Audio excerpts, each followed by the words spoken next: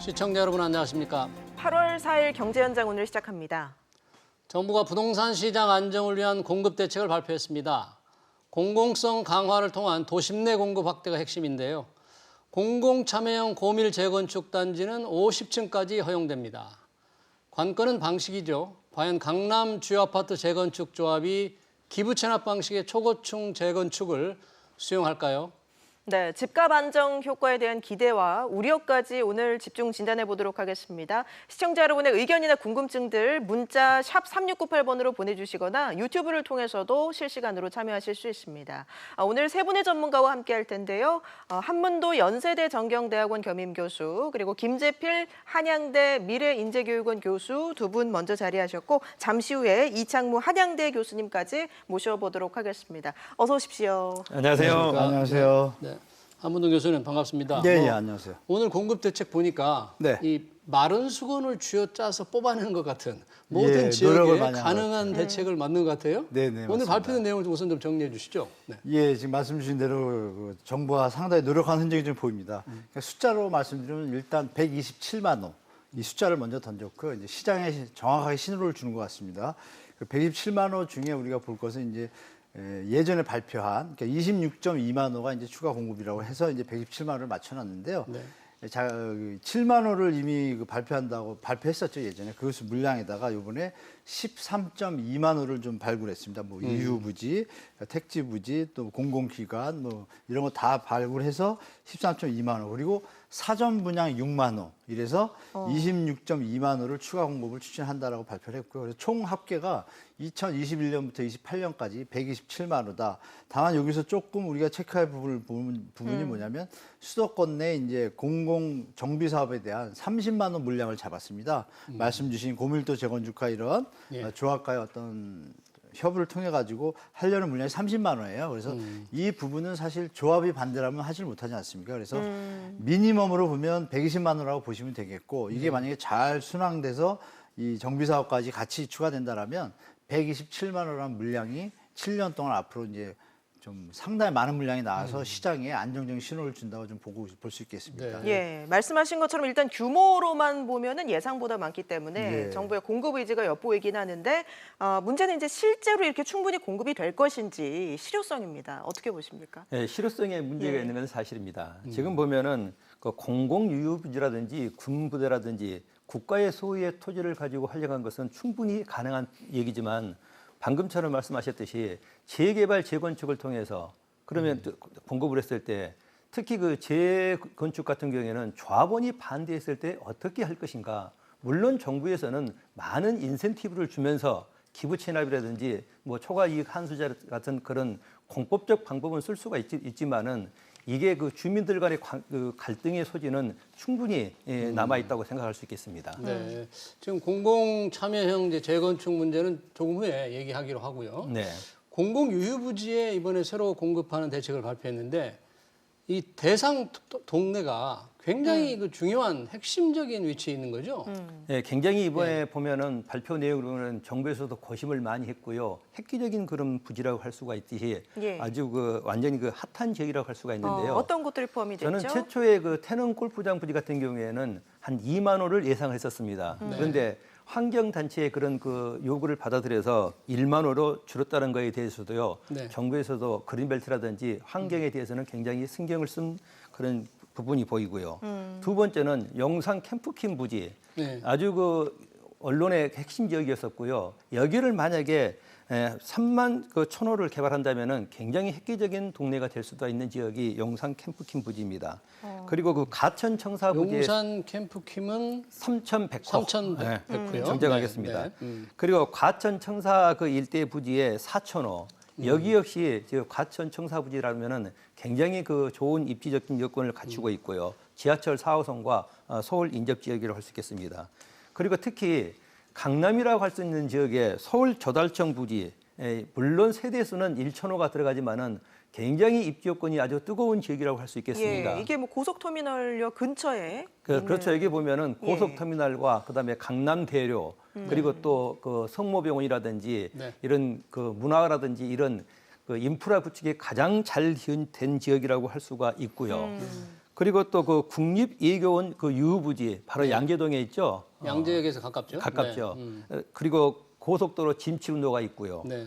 그리고 또 보면은 그 LH공사의 그 저 서울 지역본부라든지 특히 서울 그쪽에 신도시라고 평가받을 수 있는 상암 DMC 일부 부지라든지 그리고 또 우리가 예전에 얘기했던 뭐 쓰리곡 중에 하나 마곡, 자곡, 내곡동 지역 중에서도 마곡동 일부 부지 네. 그리고 구로동의 천왕 부지라든지 특히 그 여의도 LH 부지 같은 경우에는 굉장히 핵심 지역으로서 아주 획기적으로 서울에 정말 3040 세대들이 선호하는 지역에 신규 아파트 물량이 공급한 것은 아주 획기적인 평가라고 할 수 있겠습니다. 네. 예. 근데 지금 말씀하신 것 중에서 예. 벌써부터 반대하는 곳이 있더라고요. 이 어디서요? 과천 청사 일대 지금 4천 가구 예상이 돼 있잖아요. 예, 예, 예. 근데 과천시장이 이미 성명을 냈어요. 왜 시장님이요? 왜 서울 강남에 집값이 집 모자란데 이 과천에다 집을 지려고 그러느냐? 그래서 우리는 반대한다. 벌써 이런 반대 목소리가 있던데요. 시장님 입장에서 뭐 당연히 하실 수 있는 얘기고 정부 입장에서는 또 당연히 할 수 있는 얘기입니다. 그래서 이 부분은 두 분 뭐 두 기관이 잘 만나셔서 최대한 협의를 했으면 좋겠고요. 지금 발표진 중에 대부분은 실행 가능하다고 보고요.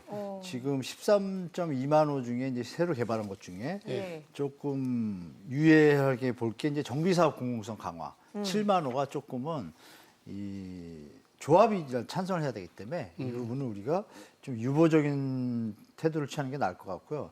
나머지 이제 교수님 말씀 주셨지만 나머지 입지들은 뭐 거의 뭐 인기가 아주 높은 뛰어난 입지와 뛰어난 네. 이건 뭐 아주 서로 살려고 할 수 있는 로또 청약의 어떤 또 비판이 나올 수도 있는 정도로 너무 좋은 입지예요. 그래서 예. 제가 볼 때는 실행 가능성이 일단 7만 원을 유보한다고 하면 일단 6만 2천 원은 확실하게 공급이 되는 것이고 7만 원은 이제 시간이 좀 필요하겠죠. 그래서 나머지 제가 말씀드린 세 가지는 시간에 어떤 구애를 많이 안 받을 거. 물론 뭐 과천시장처럼 이렇게 반대하시면 좀 시간이 필요하겠지만 나머지 내용들을 보면은 국가 유휴부지가 되게 공공기관이 많기 때문에 크게 문제는 없고 용산 캠프에 대해서 한 가지 말씀을 드리면 예. 용산 공원 사이즈가 네. 그 뉴욕의 센트럴 파크 있지 않습니까? 예. 그거하고 비교를 하면은 뉴욕의 사이즈와 대한민국 서울의 사이즈 비교했을 때 센트럴 파크의 사이즈가 용산 공원보다 60% 수준입니다. 역으로 말씀 올리면 30% 정도의 공간이 좀 남죠. 네. 그 부분을 갖다가 어마어마한 평수거든요. 제가 한번 예전에 계산을 해봤는데 한 16평짜리로 지면은 한 10만 원은 가볍게 짓습니다. 그래서 제가 이번에 여기 3,000원을 딱 넣길래 네. 아 이게 시작인가 보다. 여기다 마음만 먹으면 10만 원도 넣을 수 있거든요. 그리고 이제 공공이 관리를 하니까 예. 나중에 철거하고 집이 만약에 또 뭐 과잉이다 그러면 철거할 수도 있는 여지가 있기 때문에 그런 어떤 여지가 있어서 저 눈에 좀 들어옵니다. 이게 삼각지 역 부근이죠. 캠프킴. 네네, 확장될 수 있는 삼각지 어떤 부분. 시그널을 좀 미리 준 것 같아요. 나중에 그래서 그런 부분도 좀 눈여겨볼 만합니다. 그래서 아까 말씀드린 고급 정비사업 쪽 빼고는 나머지는 실행력이 좀 뛰어난 현장으로 좀 보입니다. 예, 이창무 교수님 이제 자리하셨는데요. 오늘 일단 공급 대책 보니까 예상보다 많은 규모가 잡혔고 또 입지 여건도 좋은 곳들이 일단 잡혔습니다. 어떻게 전반적으로 보십니까? 입지가 좋았나요? 네. 예, 저희가 지금 얘기를 나누고 신규 있는데, 택지 발굴하는 예. 곳, 공공부지들. 예, 네. 강남의 공공유휴부지. 주요 지역들도 예, 포함이 되어서 글쎄요, 제가 예. 보기에는 뭐 강남 관련돼서 실제로 인접한 곳에 공급 가능한 물량은 재건축을 빼면 뭐 몇천 호밖에 안 되는 걸로 제가 파악을 하고 있는데 네. 뭐 태릉이야 저쪽 뭐 북동 쪽에 있는 곳이라 네. 그게 강남 수요를 흡수하기에는 한계가 있는 거고 그래서 뭐 결국은 뭐 이런저런 유휴부지를 얘기한다고 했지만 사실 뭐 과천도 사실은 인접하니까 어느 정도 대체성이 있는데 과천 같은 경우에는 쉬울까 싶어요. 주민들 반대도 있고. 지금 방금 그 과천시장이 네네. 반대한다는 공식 이 성명을 냈어요. 제가 과천 살았거든요. 네. 근데 그 과천의 그 정부청사 앞에 네. 녹지가 굉장히 과천 시민들한테는 사랑받는 곳이에요. 그래서 이 사실은 지금 논의하는 곳을 이렇게 뭐 방향성을 보게 되면 이 녹지라는 것은 내 근처에 있을 때 가장 좋은 거거든요. 사실은 태릉도 내 근처에 있는 녹지라서 훨씬 더 활용도가 높고 이제 보존 가능성이 높은 건데 그거를 공공이 가진 땅이라 해서 함부로 이렇게 주택을 지을 수 있는 건 아닌 것 같아요. 네. 어쨌든 뭐 여러 가지를 좀 봤을 때 이 공공 재건축을 통해서 공급하겠다라는 그런 물량의 어떤 가능성을 빼고는 뭐 그렇게 공급의 확대가 이렇게 두드러진 건 아니라고 지금 판단합니다. 태릉 골프장이 화면에 잠깐 나왔었는데요. 이번에 이제 태릉 골프장으로 해서 10,000호를 더 이제 공급하게 되는데 지금 그 지역 주민들도 조금 반대를 하는 것 같아요. 예, 이미 지금 소두에 말씀하셨듯이 그 광명 시장님이 반대하셨다 아니죠, 과천 시장님이 과천, 반대하셨다 예. 그러잖아요. 이미 그 전에도 왜 서울대는 우리가 공급을 하느냐 그래서 광명에서도 그런 사례가 있었었습니다. 특히 그 태릉 같은 경우도 일부 주민들이 반대를 하는데요. 이건 조금 저는 그 물론 그 환경도 중요하지만은 공공의 목적이라면은 그래서 좀 뭐랄까 지역 이기주의가 된다고 생각을 하고요. 네. 제 생각 같아서는 태릉이 공급된다면 물론 그런 그 교통 환경에 영향도 있겠지만은 오히려 더 그런 신도시가 들어섬으로써 인프라 구축이 더 잘 됨으로써 인근 지역의 집값까지 동반 살 수가 있는 그런 기회라고 저는 평가를 합니다. 네, 오히려 긍정적으로 보시네요. 네. 저 첨언 하나 드리면 네. 태릉에 대해서요. 네. 태릉이 사실 뭐 보존의 가치가 충분히 높지만 골프장은 조금 이제 훼손이 좀 많이 됐잖아요. 그래서 이제 골프장만 한 것 같은데 또 대통령이 또 이미 얘기를 하셨기 때문에 그래서 그 주민들이 반대하는 이유가 이제 녹지 보호도 있지만 거기가 상당히 막힙니다. 출퇴근 시간이 너무 막히는 곳이에요. 그래서 이 와중에 만세대가 더 들어오면 교통이 뭐 아주 뭐 심각한 상태가 되니까 정부가 이번에 발표한 걸 보니까 태릉 CC를 해서 광역교통 개선 대책을 안 이래가지고 확정은 아니고 또 그것도요 안 해가지고 그 대비한 걸 써놨습니다. 그래서 확장을 하겠다 도로를 이렇게 했는데 이게 조금은 좀 심각하게 좀 고려를 해야 되지 않나. 만약에 지어놓고 놨는데 지금도 상당히 막히거든요. 거기가 한 1km 가는데 거의 20-30분 걸려요. 전 개인적으로 태릉보다는 글쎄요 골프장이 훼손됐다고 볼 수 있는 건지 정말 잘 보존된 녹지라고 볼 수 있는지 좀 뭐 그 판단의 여지가 굉장히 남아 있는 것 같습니다. 어쨌든 뭐 골프장을 주민들을 위한 굉장히 좋은 녹지 공간으로 활용할 수가 있으니까. 근데 입지 자체를 보게 되면 사실 굳이 그걸 손대지 않고 접근성을 따지는 게 저희는 서울 대도시권에서의 과거의 도심과의 접근성이 아니거든요. 이게 강남이나 판교로 이렇게 그 이동해 간 서울 대도시권의 고용 중심지와의 접근성을 따진다 그러면 사실 태릉보다는 남양주가 훨씬 접근성이 좋아요. 남양주. 굳이 뭐 그런 논란이 있는 그런 태릉 골프장을 활용하기보다는 뭐 남양주 쪽에 좀 가능한 땅을 더 찾는 게 훨씬 시장에 어떤 미치는 효과는 더 컸을 수도 있겠죠. 지금 그 태릉 쪽의 교통 여건을 보면은 그 내부 순환도로 진출로 이 일대가 굉장히 막히는 편이고요. 예. 그렇지 않고 이제 갈매동에서 들어오거나 지하철 6호선이라든지 그리고 또 그 신내 IC, 목동 IC 쪽으로 확장을 한다면은 거기는 교통 여건은 충분히 개선될 수 있는 지역이라고 저는 알고 있습니다.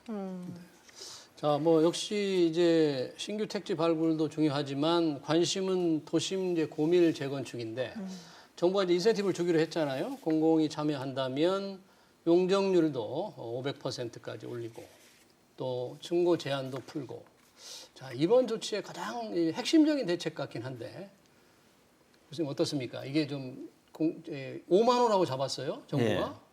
근데 저는 좀 이상한 게 어떻게 해서 공공 참여형 고밀 재건축을 하면 5만 호가 늘어나는지 근거를 좀 명확치가 않은 것 같아요. 그러니까 우리 서울시 조례에 보면은 3종 그 일반 주거 지역의 용적률이 250%에 층수가 35층 이하로 여태까지 규제가 됐던 그런 서울시 정책이었었죠. 예. 이것을 그 용적률을 300에서 500%로 그다음에 층수를 50층 이하로 조정한다면은 충분히 가능성이 있는데 문제는 조합원들 간의 토지주들 간의 그 문제인데요. 거기서 정부에서는 이제는 더 많은 인센티브를 주고 그리고 또 재건축 초과 이익 환수제에서 한 가구당 3천만 원 이상이 넘어가면은 단계 구간별로 부담을 환수하는 그런 제도로 인해서 공급량을 늘리겠다는 그런 취지로 받아들여집니다. 네.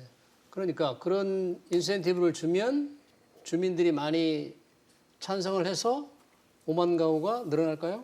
한번더 교수님? 그건 두고 봐야겠습니다. 네. 솔직히 말씀드리면 이건 사람의 마음은 뭐 조석변인데 이거 어떻게 알겠습니다. 일단 조합원들 입장에서는 나중에 아파트가 다 지어졌을 때 정부의 요청대로 물론 인허가도 속도도 빠르게 하고 이렇게 하겠지만 지어졌을 때 어떤 소셜 믹스에 대한 어떤 거부 반응이 많은 단지들 지역들은 이 부분에 대해서 별로 탐탁하게 생각할 것 같지는 않아요. 제가 볼 때. 특히 강남 지역이겠죠. 그쪽 지역에서는 반대하시는 분이 많을 것 같고 굳이 한다면 강북 지역에서 사업이 좀 진행이 안 되는 곳들 이런 곳들에서는 정부가 지원의 형태도 취해주겠다고 하니 임대를 이렇게 표현드리긴 뭐하지만 소셜 믹스에 대해서 거부 반응이 좀 더 적은 지역들이 조금 있겠죠. 강남에 비해서 그쪽들에서는 반응이 조금 있을지 모르겠어요. 근데 그 지역조차도 조합원들 분들의 마음을 제가 모르지 않습니다. 그래서 이거는 제가 아까도 초대에 말씀드린 것처럼 이 부분의 물량은 유보적으로 봐야 된다. 이거 정부가 던진 안이 과연 재건축 조합원, 재개발 조합원들이 받아들일 수 있는 안인지는 그분들의 속을 우리가 모르잖아요. 그래서 근데 지금 예전에는 의무 강제 조건으로 넣기면 가능한데 이거는 강제가 아니라 협의 사항이거든요. 예. 그래서 어떤 진행에 있어서 과연 이게 순탄하게 갈지는 조금 지켜봐 갖고 정부가 좀 더 세밀한 부분까지 협의를 많이 거쳐야 되고 시간도 좀 많이 필요하다고 좀 보입니다. 그러니까 늘어난 용적률의 최대 70%를 기부 체납으로 환수한다 그랬거든요. 네, 표현부터가 벌써 저는 재건축이나 재개발 조합원이 아니지만 기분이 썩 안 좋습니다. 그냥 뭔가 주는 것 같은데 뭐라 그러냐면요. 단순하게 들어도 그렇죠. 플러스 알파라 그랬었습니다. 플러스 알파라 그래서 기부 체납이라든지 재건축 초과 이익 환수제를 해서 그 늘어난 물량만큼 50에서 70%를 사용하겠다 이렇게 발표를 한 것 같습니다. 예. 네. 그래서 저는 그게 물론 그 조합원들과의 합의점이 우선이지만은 충분히 저는 가능성이 있다고는 생각을 하고 있습니다. 그러니까 강남의 뭐 한강변 같은 곳에 가능성이 있다. 그렇게 보세요. 왜냐하면은 그만큼 그 인센티브를 주고 거기에 나오는 플러스 알파를 기부 체납 형식으로 받아들여서 공공으로 활용하겠다. 근데 그게 가장 큰 문제는 조합원들과의 합의점과 그리고 방금 말씀하셨듯이 소셜 믹스라고 저는 생각을 하고 있습니다.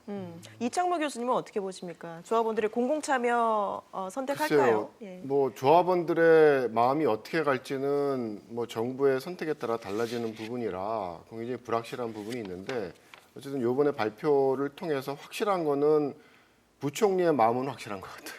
뭐 무슨 뜻이에요? 그러니까 발생하는 개발이익의 90%를 가져오겠다라고 네. 얘기를 했으니까 네. 이게 그 말의 의미가 사실은 재건축이나 재개발 같은 그런 굉장히 지난하고 리스크가 큰 사업의 경우에는 상대적으로 안정된 그런 사업과 비교해서 리스크 프리미엄이 크게 사전에 요구가 되거든요.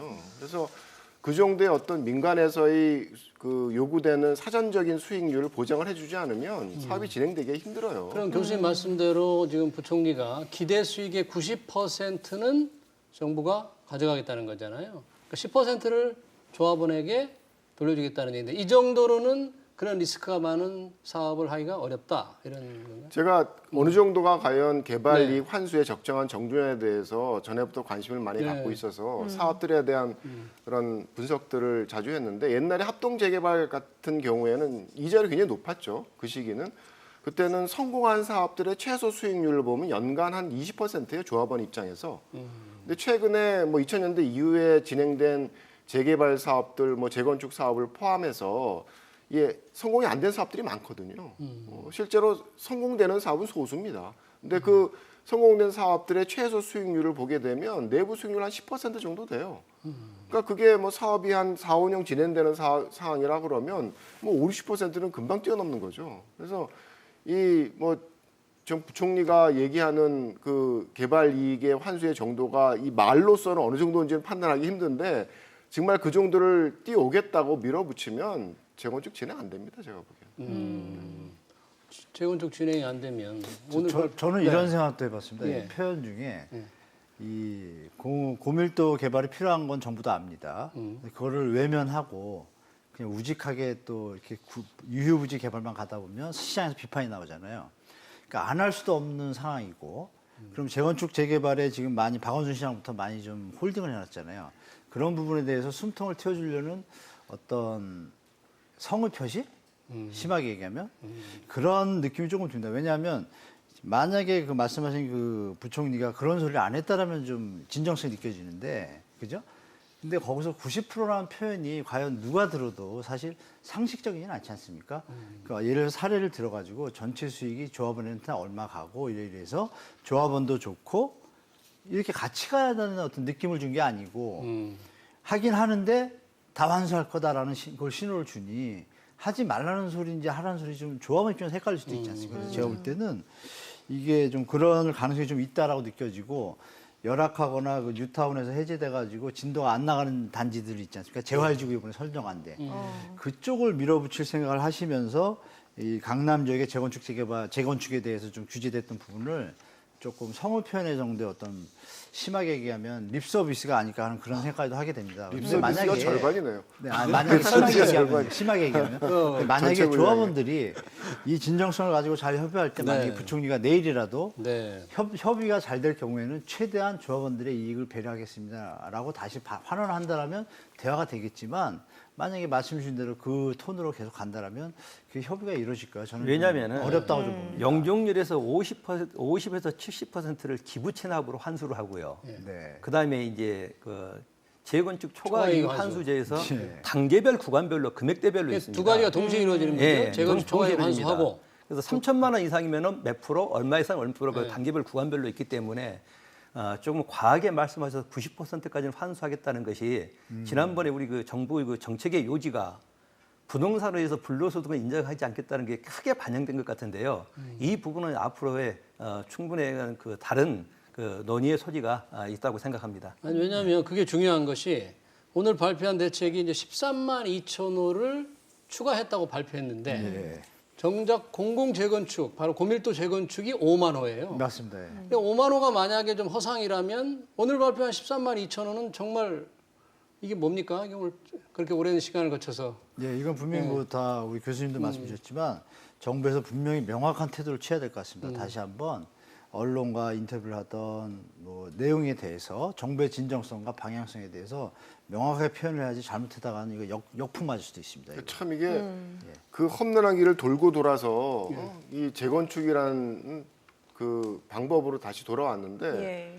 그동안 온갖 그 이 정글을 만들어 버렸거든요. 다 그냥 뭐 제도도 바꾸고 근데 결국 원상태로 온 거죠. 가장 근원이 되는 문제점으로 왔는데 뭐 그 회귀한 방향성은 맞다고 봐요. 근데 그 문제를 해결하는 어떤 선택이 있어서 여전히 민간의 역할이란 부분을 또 민간에서 요구되는 어떤 긁어줘야 될 것이 뭔지를 명확하게 모르는 상태에서 이런 식으로 나간다 그러면 결과적으로는 뭐 안 하니만 못한 상황이 될 수가 있겠죠. 그리고 재개발도 마찬가지입니다. 지금 이 도시라는 게 뭐 그린벨트만 비가역적인 문제가 있는 것이 아니라 모든 정책에는 비가역적인 요소가 있어요. 그래서 뭐 공공 재개발의 경우도 해제 구역과 관련돼 가지고 뭐 지금 2만 원을 포함해서 2만 원을 공급했다 그러는데 그것도 쉽지 않은 겁니다. 그러니까 재개발 구역이 해제되기 전에는 가능할 수가 있어요. 근데 이 해제가 다 난 이후에는 그동안 묶여 있던 개발 필지들이 다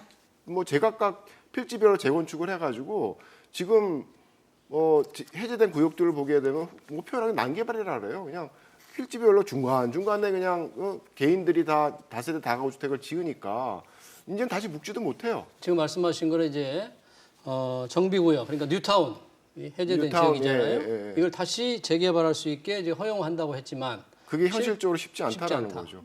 이게 재개발 구역이 되려고 그러면 기본적으로 노후도 조건을 만족시켜야 되는데 그 이전에 이 재개발 구역을 하면서 이 재건축을 억제라는 상황 속에서 개별 필지에 유지가 되었던 거를 풀고 나면 이제는 뭐 사업성이 있는 데는 거의 하나하나 이제 재건축이 이루어지죠. 그래서 사실 서울시에 2015년, 16년 해가지고 엄청나게 비아파트 인허가 물량이 나갔어요. 그런 데서 나타난 것들이거든요. 근데 그러고 나면 다시 묶는다 그래도 노후도 조건도 만족을 못 시키고 뭐 그거를 서울시에서 노후 조건을 완화해서 또 한다고 하더라도 그 조합원들 간에 난 벌써 개별 필지 재건축했는데 여기서 이제 갈등이 더 심해지는 거죠. 그래서 그것도 저는 생각보다 쉽지 않은 것 같아요. 이런 부분 하나 말씀드릴게요. 네. 강북 지역에 지금 여기 보시면 네. 정부가 보도한 발표에 어떤 힌트가 있는 것 같은데요. 예. 뉴타운동 정비구역으로 지정됐다가 사업지원동을 해제한 지역이 네. 서울에 176개소인데 강북 지역에 82%가 있다 이겁니다. 145개소. 그럼 강북 지역은 아시는 바와 같이 어떤 조합이들이 사업 추진 능력이 강남보다 좀 떨어집니다. 왜냐하면 사업 자체 사업성이 강남보다 약하기 때문에요. 그러니까 그런 부분들에 대해서 이제 지연되고 있는 현장들, 이 부분들에 대해서 제가 볼 때는 정부에서 강력하게 지원책을 써가지고 그쪽 부분에서 지금 발표한 호수를 좀 채울 가능성이 높습니다. 그래서 강남은 사실 소셜 믹스에 대해서 거부반응이 좀 많은 지역이다 보니까 정부에서 그거 아마 예측할 수 있을 거라 보고 저는 결국 이게 강북 쪽에서 많이 좀 실현될 수 있는 가능성이 좀 있다고 보겠습니다. 도시 그 구조를 보더라도 그 전에 우리가 강북이 개발되고 나서 그 이후에 이제 강남이 개발되기 시작했지 않습니까? 그래서 이제는 강남은 이제 어느 정도 체계를 잡혀 있고 신도시이기 때문에 다시 강북의 부활 시대가 오지 않겠나. 그래서 이제 다시 도시 개발이 된다면은 강북부터 정말로 이렇게 입지 여건이 좋은 그런 인프라를 잘 갖춰놓는다면은 강남 못지않는 그런 지역이 될 도시들이 많이 있습니다. 지금 우리가 보더라도 최근에 우리가 된 강북의 신도시라고 한다면은 아이언 뉴타운 얼마나 입지 여건이 좋고 거기 역시 강남 못지않는 집값을 갖추고 있거든요. 그래서 다시 이게 강북으로부터 이런 재개발과 재건축을 시작해서 다시 그게 강남으로 이어진다면은 서울의 주택 시장은 안정화 단계에 들어갈 수 있다고 저는 평가를 하고 있습니다. 그러니까 이창무 교수님이 이제 그 뉴타운 해제 지역을 다시 이렇게 재개발하려고 하더라도 이미 그 전에 개별적으로 이게 개발이 됐기 때문에 현실적으로 어렵다고 그랬잖아요. 만약에 뉴타운 해제 전에 종합적으로 해오던 흐름이 박원순 시장 때 끊기지 않고 제대로 됐더라면 상당히 많은 주택이 공급될 가능성이 있었지 않을까요? 네, 있었죠. 뭐 관련돼서 뭐 과제도 한번 한 적이 있었는데 이게 뭐 다 되진 않았겠죠. 뭐 그 당시에 워낙이 시장 상황이 안 좋았으니까 뭐 재건축도 그렇고 재개발도 그렇고 굉장히 지지부진한 상황에서 너무 과하게 사실은 털어낸 거죠. 그래서 뭐 393개 구역이 해제가 되면서 거기 구역들이 이제 진행이 됐다 그러면 총 물량이 뭐 한 25만 호 가까운 아파트가 공급될 수 있었던 상황이니까 사실은 지금의 어떤 뭐 정부의 문제라기보다는 서울시의 그 당시의 선택들의 문제가 지금 서울 주택시장의 문제를 촉발한 원인이 적지 않다고 생각을 합니다. 예. 오늘 정부의 공급 대책에 정말 국민적인 관심이 쏠려 있었는데 시민들의 반응은 어떨지 궁금합니다. 세대별로도 좀 차이가 있을 것 같은데 어떤 반응을 좀 보이고 있을까요? 제 생각에서 보면 이제는 무주택 서민 3040, 2030 그 세대들에게는 정말 그 희망의 메시지라고 저는 생각을 하고 있습니다. 그런데 기존에 이제 가지고 있는 기득권자들 역시 우리도 저런 혜택을 보지 않을까라는 생각을 가지고 있고요. 또 그러다 보니까는 더 입지 여건이 좋은 지역에 그다음에 분양가 상한의 제한을 받는 이런 지역에 입주를 하기 위해서 이 사람들이 앞으로 더 전세 시장을 조금 더 악영향을 주지 않을까라는 그런 그 한 가지 우려도 조심스럽게 한번 생각해 봅니다. 한문호 교수님, 2040도 그렇지만 그동안에 자녀도 있고 네. 집을 사기 위해서 오랫동안 기다려온 예. 또 450 무주택자들의 경우에는 조금 상대적으로 좀 박탈감이 있지 않겠습니까? 그 부분이 당연히 나오겠죠. 네. 뭐 일부 언론들에서 이제 뭐 제너레이션 어떤 뭐 갈등을 부추기는 기사들이 나와서 좀 씁쓸하긴 했는데요. 정부에서 그 부분을 제 생각에는 그냥 뭐 직원 한 분이 좀 밤새셔가지고 연령별 구조 현황, 소득 현황 이런 걸 다 데이터를 만든 다음에 적정하게 배분했다라고 하면 좀 타당성이 좀 있지 않습니까?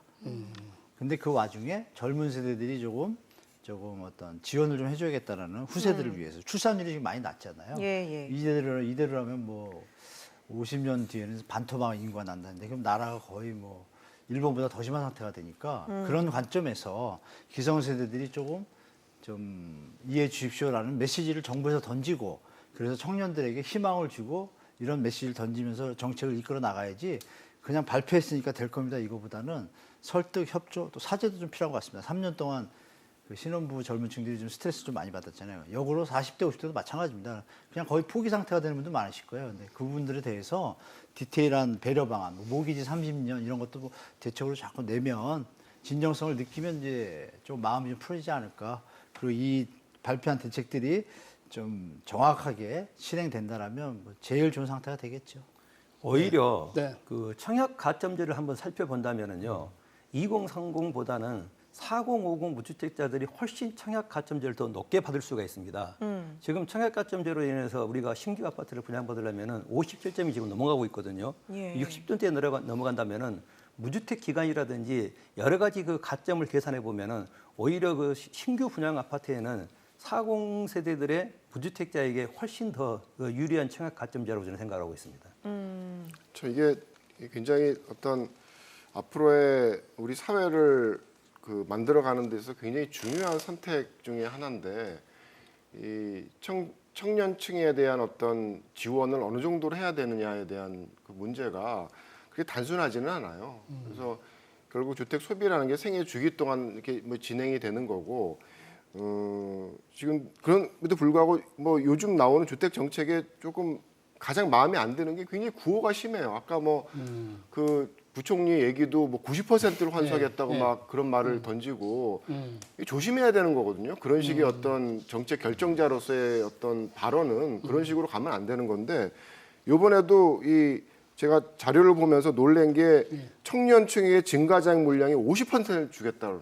예, 네. 예. 그건 굉장히 위험한 생각이에요. 그런 얘기를 막 던진다라는 게 이게 사회적으로 아까 뭐 가점제가 높다라는 게 그럴 만한 사회적인 이유가 있으니까 높겠죠. 그러니까 이 생애 주기 동안 어느 정도 시기가 되면 자기 주택을 가져야 되는 상황이 되고 그때 주택을 가져야지 노년이 됐을 때 이 임차가구로 떨어지면서 노후 시에 어떤 빈곤 가구로서 하락하지 않는 상황을 만들어주는 그런 중요한 시기에 있는 게 40대, 50대 중년 연층인데 그들에게 어떤 줄 수 있는 주택은 일단 줘야지 장기적으로 보면 사회적으로 안정적인 상황이 되거든요. 근데 요즘 청년층의 경우에는 뭐 방송 들으시는 분들은 기분 나빠하실지 모르지만 너무 당연시해요. 그래서 제가 누군가를 이제 인터뷰할 때 아니 주택을 갖는다라는 게 일정 생애 시간이 주기 동안 필요한데. 넘어서 돈을 쌓아가지고 뭐 이러다 보면 예. 시기가 되면 사는 거다. 뭐 그랬더니 하는 말이 그건 라떼 얘기고요.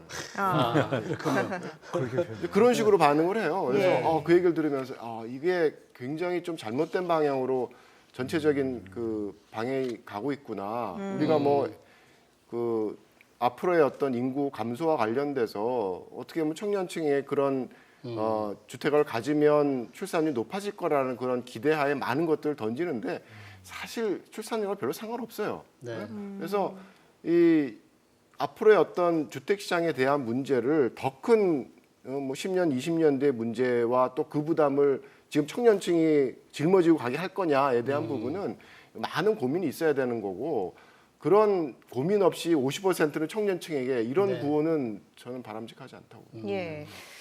저희가 시청자 문자 받고 있는데요. 몇 가지 문의가 들어와서 좀 소개를 해드리겠습니다. 0647님, 영구 임대 재건축에 대해서 알고 싶다 의견 주셨고 또 4162님은 단독 빌라 등도 용적률 좀 올려주세요. 이런 의견 주셨는데 한문도 교수님 답변을 좀 영구 해주시겠습니까? 임대 아파트가 지금 서울시가 보유하는 게 한 2만 채 이상 됩니다.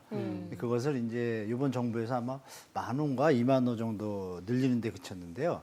영구 임대 주택은 뭐 예전에 김대중 정부 때 출발했던 정책인데 그 주택을 사실 한때 얘기 나왔습니다. 고밀도로 짓자. 우리 고밀도 얘기 많이 하지 않습니까? 공공부지니까 고밀도로 줘서 최대한 취약계층을 뭐 수용하자는 얘기가 많았었는데 지금도 마찬가지죠. 예를 들어서 지금 아마 150%로 지어져 있는 걸로 제가 알고 있거든요.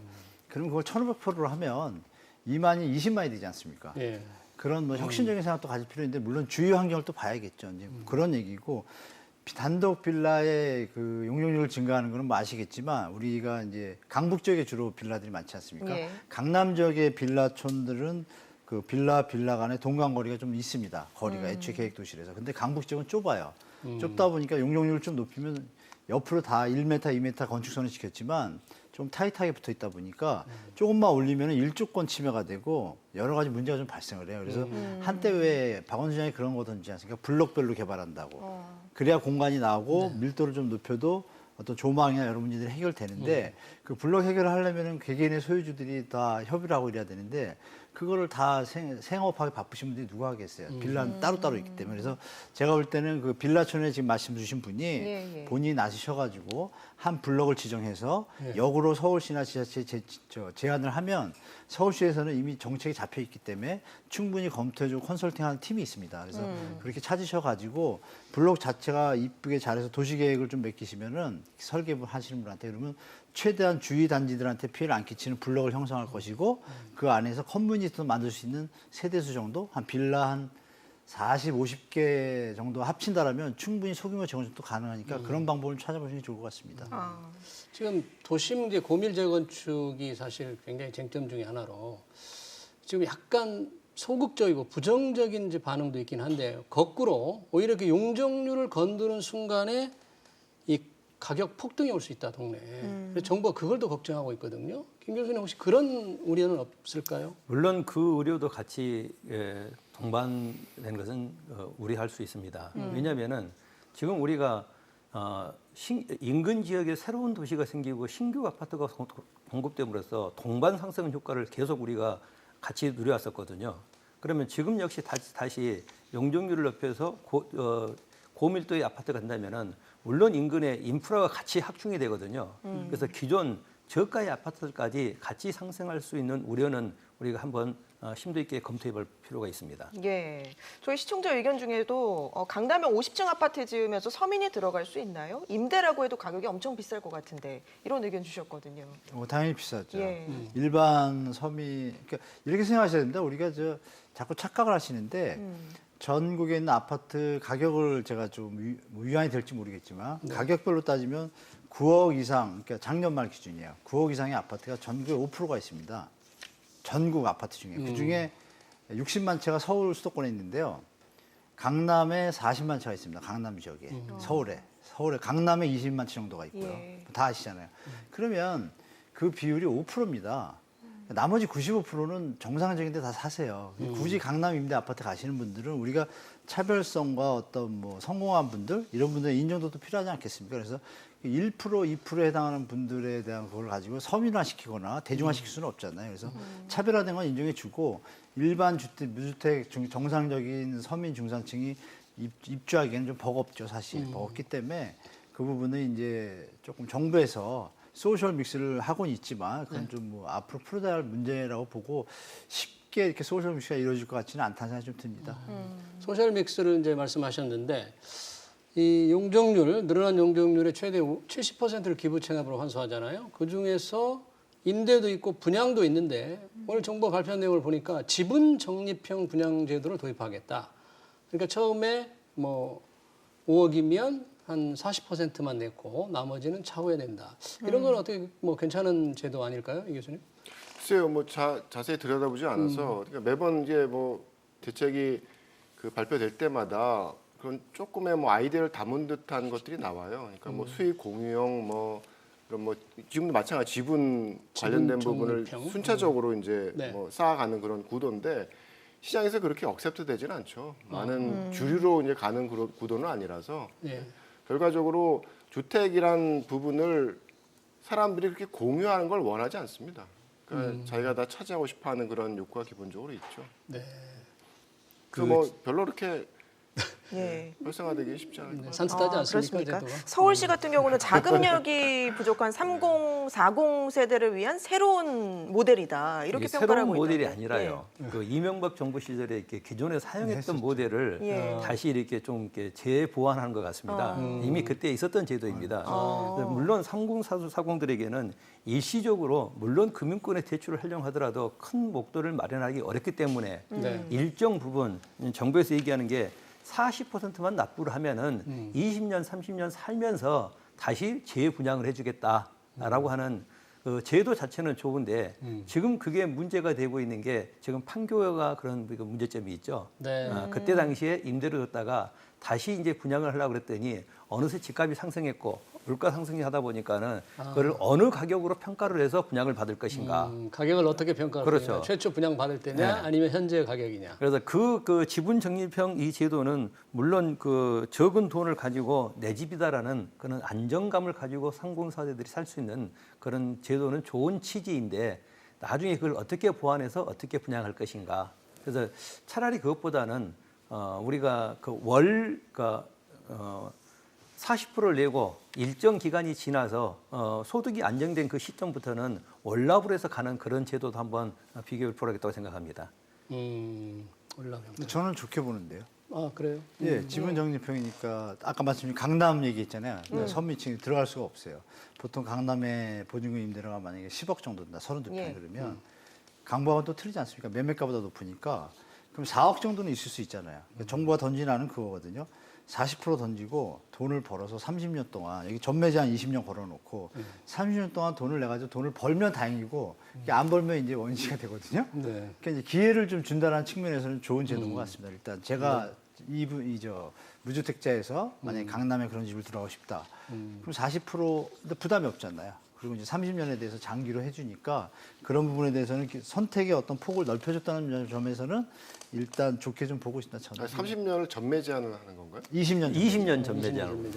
아, 그건 아닌 것 같은데요. 왜냐면은 예. 주거 소비라는 게 생애 주기 동안 계속 변화를 해야 되는 건데 아무리 강남이라지만 20년 뒤에 강남이 어떻게 될 줄 알고요? 그렇죠. 그것도 근데 그거를 생각해 계속 봐야죠. 같은 곳에 같은 주택에 20년을 살게 한다는 것 자체는 저는 그렇게 바람직하지는 않은 것 같아요. 그래서 몇 년간 유예 기간을 주고 그 이후부터는 최소한의 그 은행 금리를 가산해서 우리가 보면 이자를 최저로 냅니다, 하는, 이것도. 뭐 이자를 코픽스 내죠. 금리 정도 가산을 네. 해서 월납 형식으로 아니면은 분기별로 이게 축차 기간은 그렇게 보완을 한다면 어떨까 싶습니다. 물론 제도는 좋은데 그래서 이걸 발표를 어떻게 그렇게 했어요. 그다음에 젊은 세대들에게 안정적으로 거주할 수 있고 내 집에라는 그런 자부심을 줄 것인가에 대해서는 지분 적립도 그러니까 교수님 말씀대로요.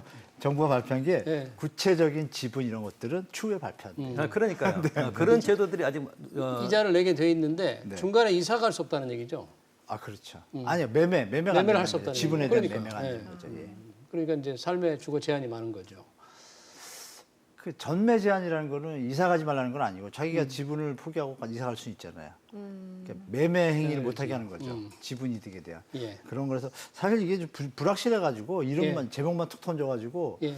지금 좀 여기 발표는 그대로입니다. 구체적인 뭐 내용은 그래서 추후 1년 발표하겠다. 시행하다가 그때 말았던 말씀 안 제도인데 해주실 다시 이게 이제 좀 수면으로 떠오른 제도입니다. 네. 그러면 종합적으로 오늘 발표된 이제 추가로 13만 2천 원을 하기로 했잖아요. 네, 이제 결국 이 공급 대책이 그동안 많은 시장의 요구가 있었는데 이런 주택 시장을 안정시킬 만한 그런 확실한 어떤 대책이 될 것 같습니까? 신호를 13만 2천 원에 그렇죠. 줬는데 아까 우리 말씀 나눈 것처럼 교수님들하고 공공 재건축 고밀도화의 부분은 유보 상태가 많지 않습니까? 5만 원 조합원들이 정부가 있기 때문에 그걸 생각하는, 빼면 예. 큰 물량은 아니에요. 그런데 이제 정부가 던진 서두의 모습을 보면 아까도 말씀드렸지만 127만 호 2021년부터 7년 동안 8년까지 그게 이제 방점을 둔 것 같아요. 127만 원의 물량이 향후 서울 근교 신도시를 통해서 나오는구나라는 어떤 시장에 좀 안정적인 불안감이 지금 극대화돼 있으니까 임대차 보호법이 통과됐고 또 종부세나 어떤 세금에 대한 부분도 좀 정리가 됐고 투기 가세요는 사라진 상태에서 공급이 이렇게 순차적으로 갈 거니 너무 시장에 대해서 불안감을 갖지 말라는 신호를 주고 싶어한 성격이 나타나요. 그래서 그 127만 원이 아까도 말씀드렸지만 30만 호가 공공 정비 사업에 대한 물량이에요. 근데 그것도 불확실하죠. 그러면 저는 사실 이렇게 해보니까 한 100만 원 정도 앞으로 7년 동안 100만 원 정도는 나올 수 있다라고 보고 그것을 이제 시장에서 어떻게 받아들이냐는 이제 시장의 몫이죠. 그래서 제가 볼 때는 저는 이제 임대차 보호법과 세금에 대한 부분 세금 법도 오늘 본회의에서 다 통과됐어요. 네. 그런 부분들이 다 아우러진다라면은 시장 안정에는 좀 효과가 충분히 있을 거라 좀 예측됩니다. 어떻게? 저 역시 이 제도가 시장 안정화에는 효과가 있을 것으로 판단을 합니다. 그런데 지금 보면은 우리가 숫자 127만 원은 안정된 숫자인데 과연 이걸 어떻게 실행해 나갈 것인가? 지금 당장이 문제거든요. 지금 일부 그 부동산 통계 그 자료를 보면 있잖아요. 매년 우리가 지금 2016년부터 약 한 4만 세대씩 안정적으로 공급이 되었던 건 그 국토부 말이 맞습니다. 네. 근데 당장 내년이 문제거든요. 내년 그 2021년과 2022년도에는 기존에 우리가 공급했던 4만 세대의 절반은 뚝 떨어지기 때문에 과연 그 내년 2021년과 내년 2020년도에는 어떤 그런 그 현상을 겪을 것인가. 입주 물량이 2021년 내년에 뚝 떨어진다는 얘기죠. 그렇죠. 내년에 뭐 어떤 자료를 보면 2만 2천 세대라는 그 자료도 있지만은 또 어떤 자료를 보면은 19,000세대로 떨어진다. 그리고 2020년 역시 마찬가지다. 그러면은 이 해를 어떻게 그 우리가 안정화시킬 것인가. 물론 미래에 120만 호는 안정적인 그런 공급량인데 당장이 문제라는 얘기죠. 이창훈 교수님 어떻게 보십니까? 이 오늘 발표한 공급 대책이라는 게 사실 현실화되는 데는 좀 시간이 많이 걸릴 수도 있기 때문에 네, 뭐 많은 논란이 네. 여전히 있을 것 같고요. 그러니까 어느 정도 공급해내야 돼야 돼서 사실은 많은 합의가 없는데 현실적으로 그냥 뭐 정부에서 이렇게 저렇게 하지 않아도 뭐 택지는 개발하지만 수도권에서 연간 그 인허가 공급되는 물량이 연간 40만 호예요. 그보다 많을 때도 있고 적을 때도 있고 아파트는 20만 원 왔다 갔다 합니다 연간. 그러니까 뭐 앞으로 뭐 7개년 동안 120만 원 그건 큰 물량이 아니고요 사실은. 근데 어쨌든 그 공공에 나서 가지고 막 만들어주는 물량보다 민간이 알아서 공급하는 물량이 굉장히 크다라는 겁니다. 그래서 그거를 인정을 해줘야 되는 거고 그럼 서울이 얼마나 필요하냐라고 뭐 물으면 사실 답이 없죠. 사람들이 가장 원하는 곳이니까 원하는 곳에 먼저 와서 살고자 하기 때문에 근데 뭐 간단하게 뭐 인구가 안 줄 수 있는 정도의 공급량이 얼마냐를 계산을 해보면 연간 한 12만 원 나와요. 그러니까 뭐 멸시되는 거 빼고 뭐 이러면은 실제로 서울에 준공 물량을 뭐 다가구 주택은 거주 단위로 계산을 하면 8만 원, 9만 원, 10만 원까지 올라갈 때도 있거든요. 그래서 그런 것들 고민을 해야 되는 거고 뭐 지금 물량이 적으냐 많으냐 말이 많은데 이 박원순 시장님이 들어오시고 나서 사실은 4만 원 이하로 떨어졌던 거고 그 이전에 노무현 정부 때는 5, 6만 호가 공급되던 상황이었었어요. 그래서 상당히 큰 공급 효과가 발생을 해야지 시장이 안정될 수 있다고 보고요. 그것도 강남권에 있어서. 그래서 앞으로의 방향성이 뭐냐. 돌고 돌아서 결국은 정비 사업으로 왔는데 결국 정비 사업이 돌아갈 수 있는 기제를 만들어 주는 게 가장 중요한 관건이라고 생각을 합니다. 그래서 아까 말씀드렸던 부총리님의 90% 환수는 아니다라고 선언을 하는 게 사실은 이 정비 사업을 활성화하는데 가장 좋은 선택이 아닐까 싶습니다. 가장 핵심적인 대책이 정비 사업 재건축인데 그 재건축의 초과이익을 90% 환수한다면 현실 가능성이 과연 있겠느냐? 그리고 공공 대책이 과연 현실화될지 공급 확대가 제대로 이루어질지는 좀 지켜봐야 된다 그런 얘기겠네요. 네. 사실 오늘 이제 법안이 통과돼 가지고 각종 수요를 억제하는 세금 대책이 이제 시행이 곧바로 되잖아요. 그리고 공급은 이렇게 늘어나고. 네. 근데 지금 전세 시장은 여전히 이제 문제가 많거든요. 근데 제가 이런 뉴스를 지금 우리 시청자분들이 보실 텐데 얼마 전에 이런 기사가 떴죠. 뭐 시가 말라 이런 전세 매물. 그게 이제 행신 지역이었습니다. 행신. 네, 저 상암동 옆이죠. 네. 고향 행신지구인데 행신지구 옆에 전철역이 바로 있어요. 그리고 신축 아파트들이 좀 많아요. 진짜 씨가 말랐나 제가 좀 서칭을 해보니까 씨가 말랐더라고요. 하나도 없더라고요. 하나도 없어가지고 바로 전철역 한두 정거장이면 상암동이거든요. 상암동인데 상암동에 물건이 많더라고요. 또 의외로. 그래서 제가 좀 이게 뭐지? 그래서 이제 그날 하루 한 6시간 정도를 전 구를 다 서칭했습니다. 했더니 국지별로 씨가 마른 곳들이 있고 그러니까 쉽게 말하면 선호되는 지역. 그러니까 행신역에 왜 씨가 말랐냐? 전철역이 있고요. 상암동보다 가격이 쌉니다, 일단. 근데 신축이에요. 그 와중에 거기에 전세를 들어갔을 때는 우리가 지금 말씀 나누고 있는 3기 신도시에 1순위 청약권이 지어집니다, 2년 뒤에. 그런 어떤 미래를 보고 젊은이들이 요즘 스마트하잖아요. 다른 곳보다 이쪽이 제일 좋은 거예요, 조건이. 그러니까 여기가 이제 먼저 소진이 되겠죠. 그 차례차례 소진이 될 텐데 실제로 지금 임대차 보호가까지 겹치면서 순간적으로 혼돈이 오고 있는데 막상 시장의 현장을 돌아보니까 씨가 마른 데도 많이 있습니다. 특히 일자리가 많은 지역 근처는 씨가 많이 말랐고요. 반면에 거기서 조금만 더 가면 또 물건이 또 꽤 있습니다. 그래서 전세장이 생각보다 심각하진 않다. 다행히 소급 적용이 돼서 그런 것 같습니다. 그리고 올 8월하고 9월 사이에 한 6천 세대 서울에 입주 물량이 있습니다. 신규 아파트가. 그래서 그 물량이 지금 전세난이나 이런 부분에 시장에 좀 영향을 줄 수 있는 물량이 좀 되는 것 같아요. 제가 볼 때. 그래서 한두 달 정도 보고 나서 안정이 되면 그 추세가 이어질 성향이 좀 있고 정부가 이 정책을 똑바로 유지하고 일관성을 잘 보이면 의외로 조금 생각보다 빨리 안정될 수도 있다라고 좀 예측하고 있고 만약에 여기서 6천 세대까지 소진이 됐는데도 전세 어떤 문제가 발생한다라면 그건 정부가 어떤 전세 대책을 다시 한번 추가적으로 보완 대책을 좀 내야 할 필요성이 있다 좀 봅니다. 김 교수는 어떻게 보십니까? 제가 그 자료 조사에 한번 가면요, 그 한국경제와 서울부동산정보, 그다음에 부동산 124의 자료를 보면은요, 서울 그 아파트 전세 거래 비중이 2015년부터 2019년까지 계속 상승했었습니다. 자, 2016년도에 보니까는 65.9%, 2017년도에는 67.9%, 그리고 2018년 71.9%, 전년도 같은 경우에는 70.4%로 증가를 했는데요.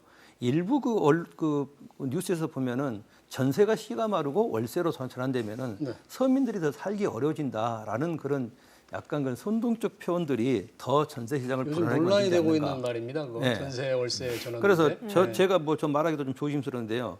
지금 어떤 자료를 보니까 이런 얘기가 있어요. 저금리 기조 시대에 월세로 많이 돌아간다 그러는데요. 그게 아니고 저금리가 되다 보니까는 월세나 반전세 살고 있는 사람들이 은행의 대출을 얻어서 전세로 돌아갔다. 그래서 전세 비중이 높아진 것이라는 이런 자료를 보면은 오히려 이게 설득력 있고 근거가 있는 자료가 아닌가라고 생각을 하고요. 또 지금 우리 2020년도는 아직 통계 자료가 없는데요. 지금 그러면 전세로 살던 사람들이 전세가 안 나온다 그러면은 그럼 그 집은 비어 있을까요? 아니죠. 누군가가 살고 있을 것이고 또 아직 전세 계약이 안 끝났거나 또 재갱신 계약 요구권에 의해서 재갱신해서 살고 있을 뿐이지 전세를 내놓지 않고 그 집을 비워놨다. 이것은 좀 너무 섣부른 그런 기후가 아닌가 생각합니다. 알겠습니다. 이창무 교수님 간략하게 부탁드립니다. 전세로 안 놓으면 월세로 놓겠죠. 그러니까 전체 파이가 똑같다 그러면 전세냐 월세냐의 선택에서 임대인 입장에서는 월세 쪽을 선택을 하면 전세 물량이 줄어드는 거야. 어떻게 보면 당연한 얘기인 거고 이제 다만 저금리와 관련돼 가지고 전세가 줄어들 거냐에 대한 건 저는 아니라고 봐요. 저는 금리가 낮아진다는 얘기는 임차인 측면에서는 전세금을 대출을 싸게 받아서 메꾸면 되는 거라서 증가하는 그런 방향성이 되는 거고 또 임대인의 측면에서 보면 금리랑은 사실은 상관이 없어요. 그러니까 이 전세에 대한 요구가 늘어날 때는 내가 우리가 원하는 갭 투자의 어떤 측면이 강해질 때 이제 원하는 거거든요. 그래서 앞으로의 어떤 그 월세 시장과 관련된 부분에 이번에 대책이 어떤 영향을 미칠 거냐라고 따지면 어쨌든 공급 관련된 부분에 어떤 특별 공급에 대한 부분을 늘려놨다는 얘기는 사람들로 하여금 전세 시장이나 혹은 전세 유산 시장에 머물게 하는 수요를 증가시키는 부분이 분명히 있는 거죠. 그래서 앞으로 상승 요인으로 작용할 그런 구도가 있는 거고 또 한 가지는